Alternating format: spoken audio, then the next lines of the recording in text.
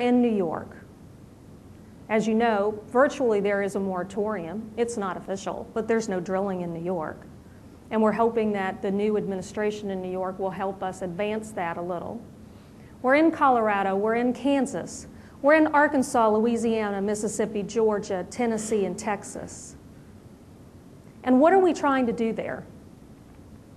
We're trying to make sure that as ANGA, that we work to supplement, not supplant, the wonderful work that's going on in organizations that were already in place. But to take the monetary initiatives that these CEOs have put together to say, how can we help advance the utilization of natural gas? That's nice keywords for how do we get power generators to use more natural gas? And how do we then also protect getting it out of the ground through dealing with hydrofracking issues? It is really difficult.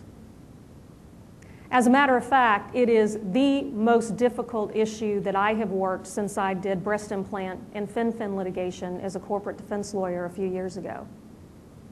And part of the reason is that when people are driven by fear, they make irrational decisions. They're not bad decisions. They are often irrational decisions because they're operating on fear. So let me give you a little bit about the environment that we're in post-Macondo.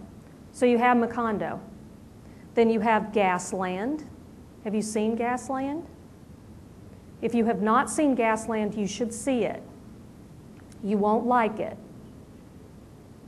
But Josh Fox has been going around the country basically telling people, and he's coming out with Gasland 2, that hydraulic fracturing process will poison you. It will use all of your water. It will pollute the water that you have, and it will poison you and your children. Macondo and Gasland. This week, we have CSI. Watch CSI? Anybody here? Well, now you're going to see CSI Frac. The big bad natural gas company comes to town and poisons your water. This is an issue that has grown above and beyond where it started, which in my version was where it started was those who maybe don't want us to have our product decided that they would work together to try to put a few obstacles in place, to something where people are seriously worried. And so it is incumbent upon us as an industry, and ANGA has taken it upon itself to begin an education process on hydraulic fracturing, to work with regulators at the state level and at the federal level to try to deal with the issues. Let me ask you a quick question. I come from the telecommunications field. You all love your iPads and your iPods and your super fast internet connections. But if I were to say to you, don't you think that all data on the internet should be created equal? You should get all data at the same rate and the same speed, and that the telecommunications companies shouldn't decide on their own which data is more important? You would probably go, yeah. That's what's called net neutrality. Well, now let me ask you the question in a different way. Do you think that your child's Superman 3 movie is more important than monitoring your diabetes or your heart rate or sending x-rays over the internet or maybe national security? Then you might say, well, no, it's probably not as important. If all bits and bytes travel equally, that's what's called a neutral net. If there's prioritization, that's what's called network management. Net neutrality sounds pretty good until you understand it. If I were to go into a telecommunications audience today and said, hey, if you took a bunch of sand and water and stuffed chemicals into it and stuck it down to the ground and blew up the ground and got gas out, would you think that that would cause an earthquake? There might be a few people who go, why would you want to do that? That's what's called hydraulic fracturing.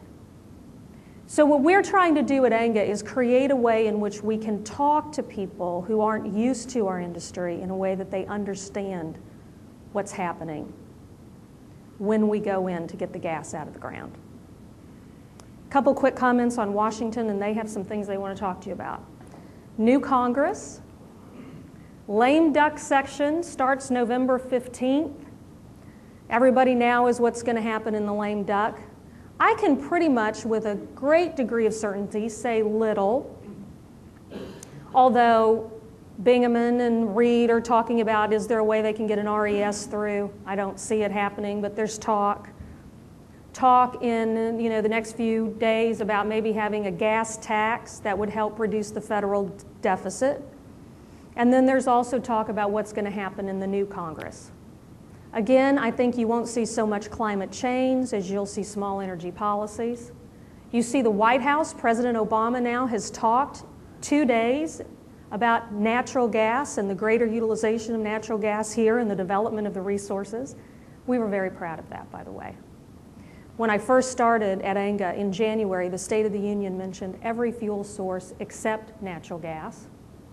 And now within the last couple of weeks, we've had the president twice talking about greater development of that resource. So we know that we've gotten folks' attention. When you get folks' attention, you start becoming the subject of attacks. And we know that we will be attacked. We know that the new Congress will be different. And so we'll be working in that environment to try to create those sort of incentives that we can move forward. EPA, what's going to happen with EPA? It will be interesting to see.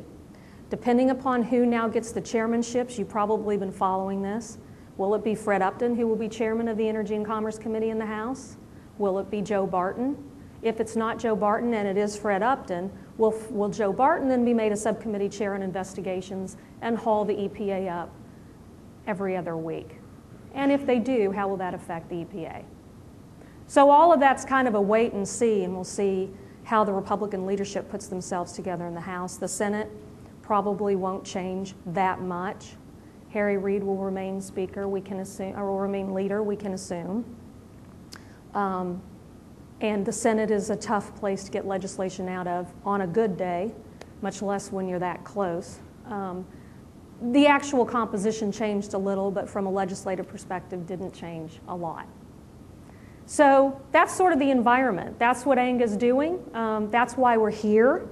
We're very grateful to all of you within the LDC community in particular, and through AGA and your affiliates and SGA, who have come to us and said to us, we want to work with you.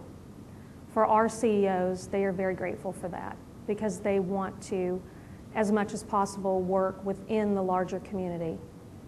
And I know we're going to be doing some nat gas vehicle initiatives together, so thank you so much for allowing me to be here briefly to tell you what we're doing. I'm happy to answer any questions later, and now I'm going to turn it over to Keith.